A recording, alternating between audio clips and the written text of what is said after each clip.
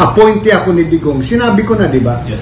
Now, there is one thing I want everyone to know. Buong taong bayan, mula nang ako'y in-appoint ni Digong sa Supreme Court hanggang sa Ombudsman, ni minsan ay hindi nakiusap sa akin si Digong, either directly, through his relatives, or through any of his cabinet members, including Medialdea, Panelo, and Bongo. Walang ipinakiusap sa akin si Digong na sabihin sa akin, Sam, pwede bang tulungan mo si Alan Gatos dito sa kaso niya? Never.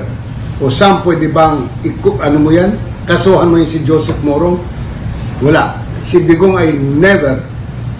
Yun ang nirerespeto ko sa kanya. Na nirespeto din niya yung aming trabaho.